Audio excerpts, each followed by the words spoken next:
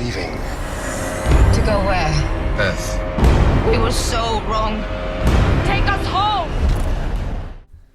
This is the 22nd episode of the analysis series discussing Ridley Scott's 2012 film Prometheus.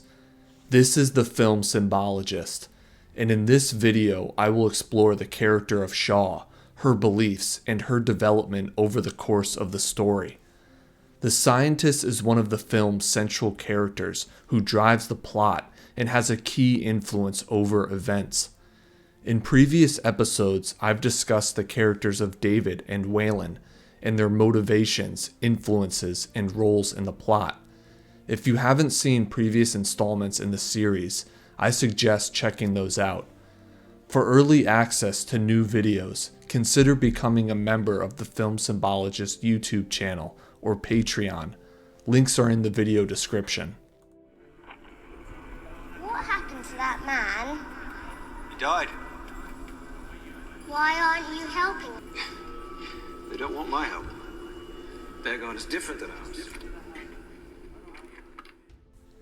Elizabeth Shaw is a scientist, but she also believes that mankind was created by a benevolent God and that people go to paradise when they die. She seems to have inherited her beliefs from her parents, both of whom are deceased.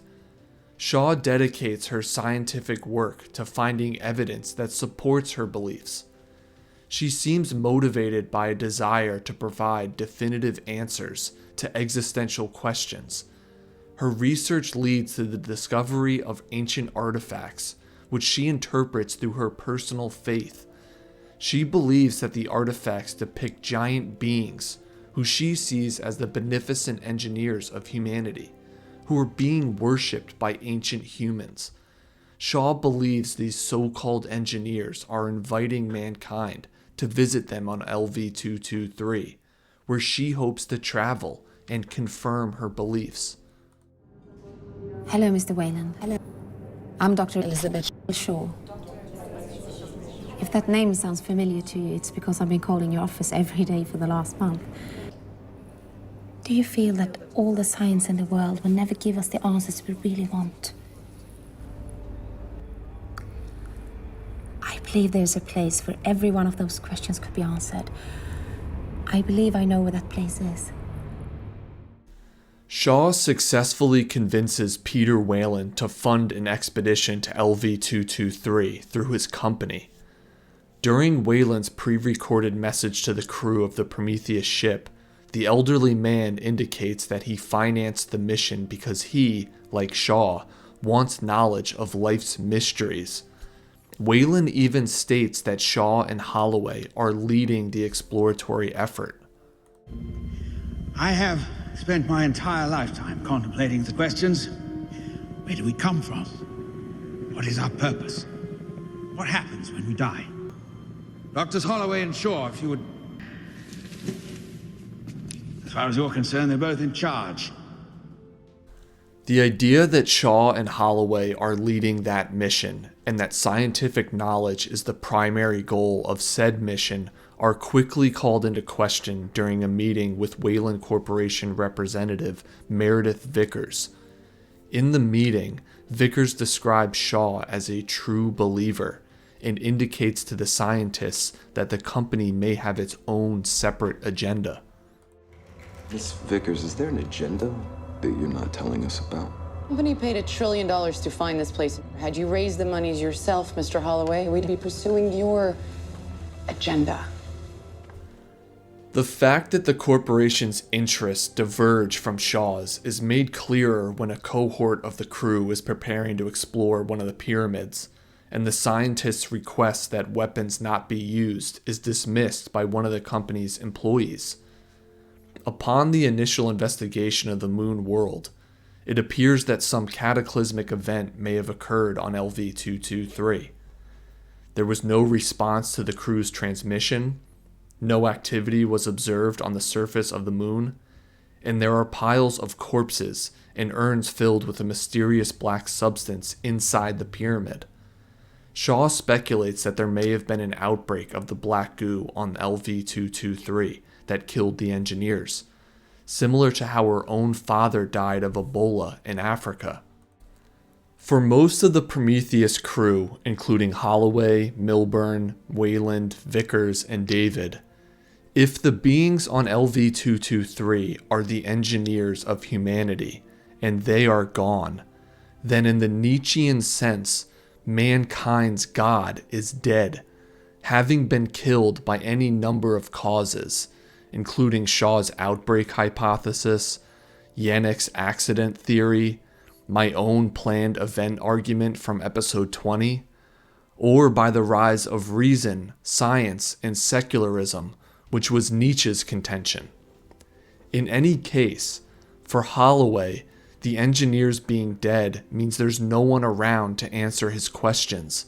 He's stumbled upon another tomb and hit a dead end.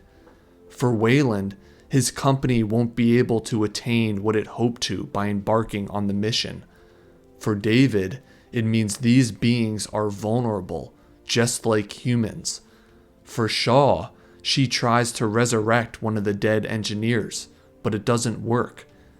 Even so, the possible extinction of the engineers doesn't change her worldview.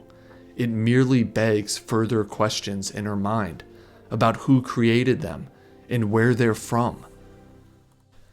According to Nietzsche, in the wake of God's death, moral philosophers continue to unconsciously bind themselves by God's laws, which he warned would lead to nihilism and societal collapse.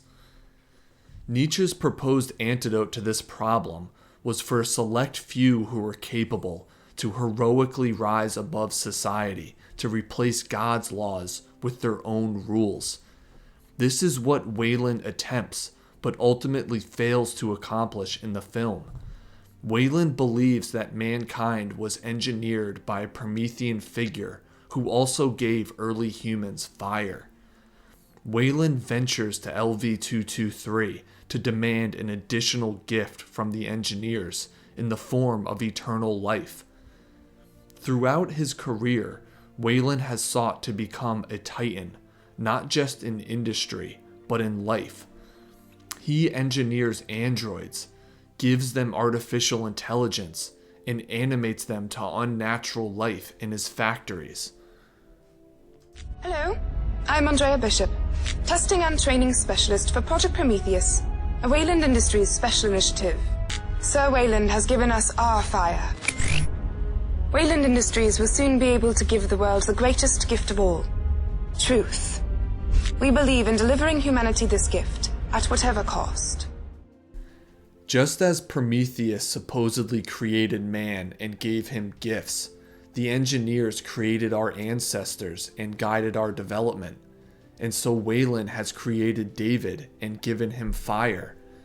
And just as Zeus punished Prometheus and man, the LV-223 engineers are punished, and so are the members of the crew.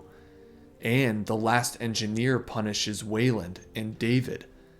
In Greek mythology, the Titans and Olympian gods are opposing groups that go to war with one another. Yet in Ridley Scott's film, the engineers seem to exhibit qualities of both the Titans and Olympian gods at the same time. In a future video, I will explain how this can be true, but for now, what's important is how Wayland's beliefs influence his decision-making and what outcomes result from his life choices. There's a man sitting with you today. His name is David. He is the closest thing to a son I will ever have. Unfortunately, he is not human. He will never grow old, and he will never die.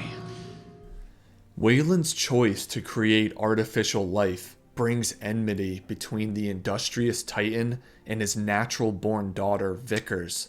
She feels the need to act robotic in order to compete with David for her father's attention. Wayland's quest for eternal life further alienates his daughter, who aspires to inherit her father's empire and become CEO of Wayland Corporation. A king has his reign, and then he dies. It's inevitable. Wayland has no intention of ceding his throne, For David, this is also worrisome. If Wayland attains immortality, will the android have to perform tricks for eternity? That would of course be eternal torment for the android, who has been programmed with Wayland's morality, but without his free will. Wayland's children hate him and they want their father, their creator, dead. When he finally does die, Vickers seems relieved. Perhaps she will be able to begin her own reign. For David, Wayland's death may have granted the android his freedom to pursue his will without being burdened by mortality like his father. In Alien Covenant, we see what an eternal reign under King David VIII looks like. The android becomes a Promethean figure who creates his own variant of the xenomorph species. In Scott's 2012 film, the relationship between David and Shaw is a central focus. Driven by an unquenchable curiosity, Shaw fulfills the role of Pandora from Greek mythology. The scientist can't help but deliver Zeus's punishment to mankind, or, as is the case in the film, deliver mankind to the jars of black goo on LV-223. And, as a result, the evil contained within the jars is inevitably released until the lid can be closed. Shaw also shares similarities to Pandora in her relationship with David. Throughout most of the film, Shaw, unlike the other characters, treats David as a person who deserves respect rather than as a machine or a tool. Shaw asks him questions about himself, his desires, his wants, and she tries to understand his point of view. David seems to appreciate Shaw, and the android even rescues her from a silica storm. But does he do this because he cares for Shaw, or is he just following his programming? Are we seeing David's true colors when he infects Holloway, or is he just following orders? Can we be certain about his true nature? In any case, David's parallels to the Olympian god Hermes are clear in the android's treatment of Shaw after Holloway's death.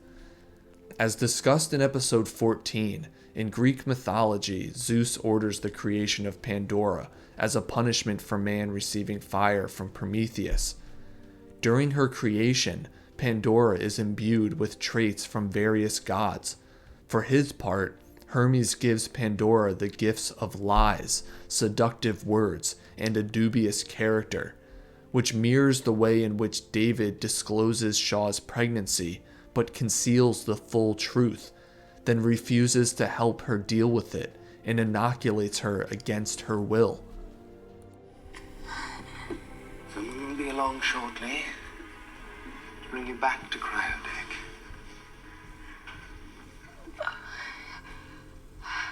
Must feel like your God abandoned you. What?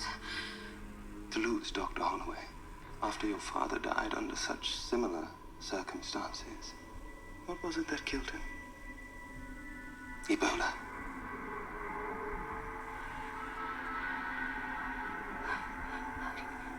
How do you know that?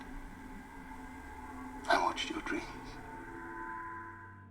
David, knowing that not all the engineers are dead, with at least one still alive in a hypersleep pod, does not attempt to comfort Shaw with his knowledge when she is most vulnerable, but instead decides to attack her core belief in the existence of a benevolent creator god who loves her and would never abandon her. Shaw's traumatic experiences, coupled with David's prodding, challenges the scientist's faith, but rather than capitulating, she decides to continue onward and join the group that is going to meet the last engineer. David's deception of Shaw marks a turning point for her character, where she not only questions the Wayland Corporation's agenda, but also begins to question the android's motives. Her skepticism of the android is confirmed when she realizes that Holloway wasn't infected with the black goo accidentally in the pyramid, but was instead infected intentionally by David. As the mediator between the crew and the engineer, David further fulfills his role as the messenger god Hermes.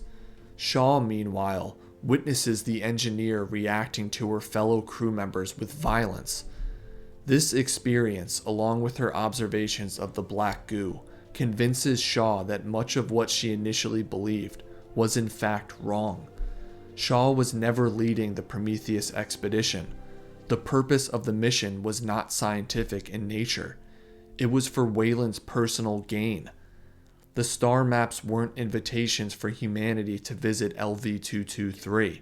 They were warnings to stay away. The beings on LV-223 did not engineer mankind. They never even made it to Earth. And they aren't emissaries of a benevolent God.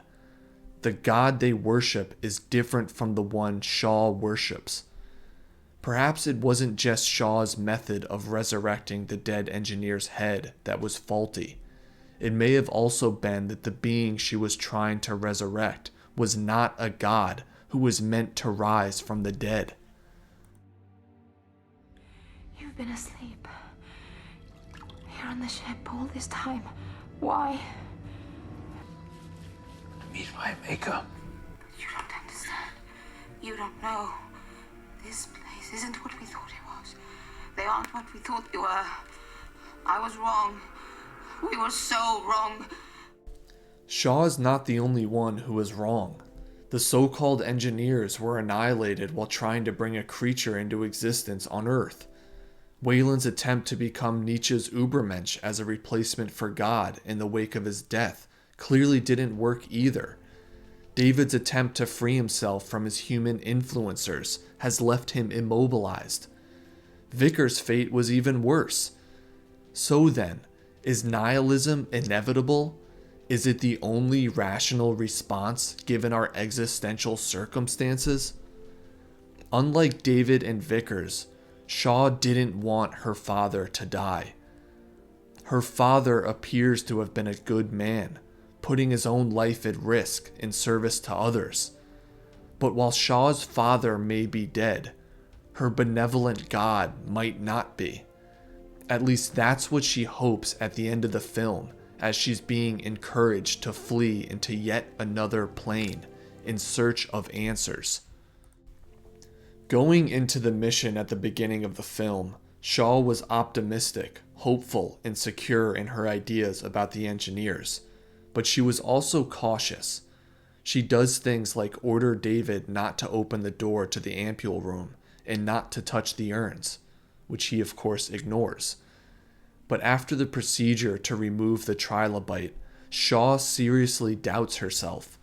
While she ultimately decides to continue forward and meet the last engineer, she does so with a heightened sense of skepticism about both David and the beings on LV-223. Towards the end of the film, when she's again feeling immense despair, David provides Shaw with a sense of hope.